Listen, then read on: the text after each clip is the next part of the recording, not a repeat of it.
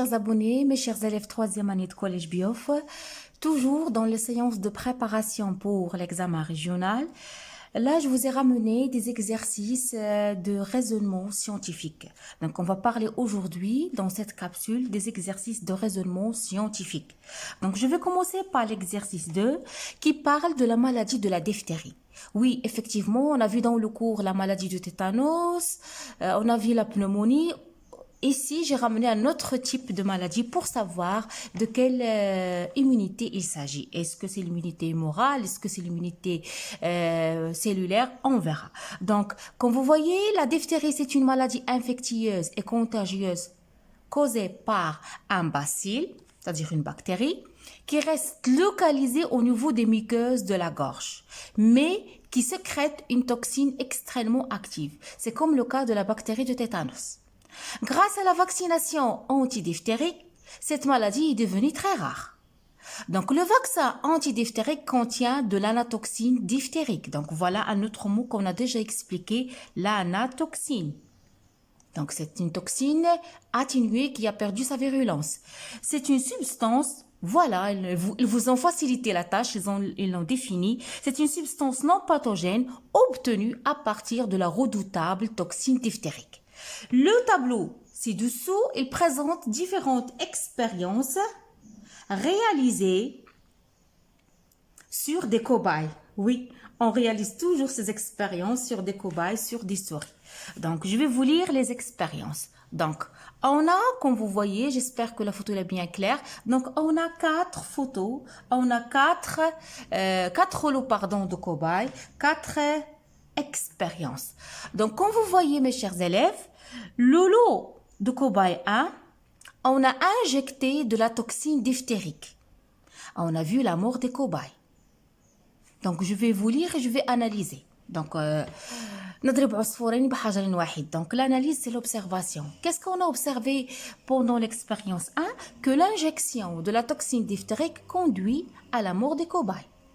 Le lot 2, l'injection d'anatoxine diphtérique suivie dans le même jour de l'injection de la toxine diphtérique conduit aussi à la mort des cobayes. C'est clair. Ne perdez pas de points concernant l'analyse, mes chers élèves. Ce que vous observez, essayez de l'écrire sous forme de phrase simple. Je passe à l'expérience 3. L'expérience 3, on a injecté l'anatoxine diphtérique et après 15 jours, donc vous devez faire attention à ce 15 jours. Ici, c'est le même jour. Pour vous faciliter la tâche à présenter l'explication. Après 15 jours, plus tard, on a injecté la toxine diphtérique et on a vu la survie des cobayes. L'expérience 4, l'injection d'anatoxine diphtérique et 15e jour, plus tard, on a injecté la toxine tétanique. Je répète, la toxine tétanique, pas la toxine diphtérique. La toxine tétanique sécrétée par la bacille de tétanos qui provoque la maladie de tétanos. Qu'est-ce qu'on a observé? La mort des cobayes. Ok? Donc, je pense l'exercice, les énoncés d'exercice, c'est bien clair. On passe aux questions. Mes chers élèves, les questions. Comment pouvez-vous expliquer que les cobayes du lot 3 ont survécu, alors que ceux du lot 2, ils sont morts? On voit qu'ils sont morts, pardon. Petit 2, comment agit l'anatoxine diphtérique? Comment il agit l'anatoxine diphtérique? Troisième question, quelle conclusion pouvez-vous tirer de l'expérience 4? Passons maintenant, mes chers élèves, aux questions. Donc, voilà les questions de l'exercice. Comment pouvez-vous expliquer que les cobayes du lot 3 ont survécu, alors que ceux du lot 2 sont morts? Ok? Comment agit l'anatoxine diphtérique? Quelle conclusion pouvez-vous tirer de l'expérience 4? Donc, on va commencer à expliquer. Tout d'abord, je reviens à l'expérience 1 dans laquelle ils n'ont pas posé de questions. Qu'est-ce que vous pouvez me dire comme explication à l'expérience 1? Oui, on a observé que l'injection de la toxine diphtérique conduit à la mort des cobayes. Donc, l'explication qu'on peut présenter, que la toxine diphtérique, c'est quoi? C'est un antigène, C'est un antigène virulent. C'est un antigène mortel qui cause la mort des cobayes. Comme je peux dire que les cobayes ne sont pas immunisés contre la toxine diphtérique. C'est la seule explication pour l'exercice 1. Pour l'expérience 1, ils ne l'ont pas demandé, mais moi, je fais tout avec vous. L'expérience 2. On doit expliquer la mort des cobayes. Oui, mes chers élèves, pourquoi ces cobayes-là, ils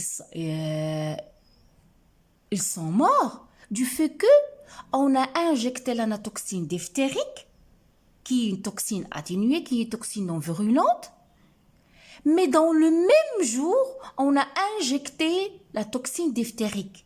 C'est-à-dire, on n'a pas laissé le temps au corps d'être immunisé, de fabriquer les anticorps. Donc, dans le même jour, en même temps, on a injecté l'anatoxine diphtérique suivie de la toxine diphtérique. C'est-à-dire que le corps n'a pas encore fabriqué ses anticorps. Le corps n'a pas été immunisé. Tandis que dans l'expérience 3, on a injecté l'anatoxine diphtérique et on a laissé 15 jours plus tard. Regardez, dans ces 15 jours-là, on a du temps. Donc, l'entrée d'anatoxine diphtérique va déclencher une réponse immunitaire, une réaction immunitaire. Le corps va réagir, il y aura activation des lymphocytes, il y aura synthèse des anticorps, ok? Donc, le corps va être immunisé, d'où l'effet, la survie des cobayes. Ok? Lorsque je passe, comment agit l'anatoxine diphtérique? La question 2. Comment agit l'anatoxine diphtérique? Qu'est-ce que vous pouvez me dire concernant cette réponse-là? La toxine diphtérique, mes chers élèves, il conduit à la mise en place d'une mémoire immunitaire. C'est-à-dire, lorsque j'introduis au corps des cobayes l'anatoxine diphtérique, c'est un antigène, il sera reconnu comme un corps étranger, donc le corps il va réagir, il va développer une immunité. Ok? Il va développer une immunité, que ce soit une immunité, ça dépend, on verra. Une immunité cellulaire ou bien une immunité humorale. Donc, il y aura une mémoire. C'est-à-dire, si il y a intervention de l'immunité humorale, il y aura activation. Activation de quoi? Activation des lymphocytes B qui vont se développer, qui vont sécréter des anticorps, en même temps se diviser en groupes de lymphocytes B mémoire. Si l'intervention de l'immunité cellulaire, il y aura développement des lymphocytes T qui vont se développer aussi en deux groupes, des lymphocytes T tueuses et des lymphocytes T mémoire. C'est-à-dire, lymphocyte B mémoire et lymphocyte T mémoire, lorsqu'il y aura pénétration de nouveau du vrai antigène, donc il y aura une mémoire, donc ils vont le reconnaître très vite. C'est ça l'effet de l'anatoxine diphtérique. Ok? Quelles conclusions pouvons tirer de l'expérience 4? Donc l'expérience 4, on a injecté l'anatoxine diphtérique. Donc 15 jours plus tard, on a injecté la toxine tétanique. Donc ils vont, effectivement, on va noter la mort des cobayes. Parce que pendant ces 15 jours, ces cobayes-là, ils ont attrapé ou bien ils ont acquis une immunité. Leur corps, il est immunisé contre quoi? Contre la diphtérie. Et non pas contre le tétanos. Ok? Donc, la conclusion qu'on peut tirer de cette expérience 4, que l'immunité c'est une immunité spécifique. C'est une immunité spécifique. Je reprends, mes chers élèves. Dans l'expérience 4, lorsque j'injecte l'anatoxine diphtérique, je le dis, je le répète, il y aura ça va déclencher une réponse immunitaire. Il y aura activation de quoi? Des lymphocytes. Là, je dis et je le répète parce que dans la diphtérie, il y a intervention de quoi? Il y a intervention de l'immunité humorale. Parce que tout à l'heure, j'ai dit, ça va être soit, j'ai fait une hypothèse, soit que ce soit cellulaire, mais s'il vous plaît, on l'a vu dans le cours, vous l'avez déjà vu dans le cours, l'intervention de la maladie de la diphtérie, il y a intervention de l'immunité humorale. Donc, lorsque j'injecte l'anatoxine diphtérique, qui est un antigène non virulent, ça va déclencher une réaction immunitaire, activation des lymphocytes B.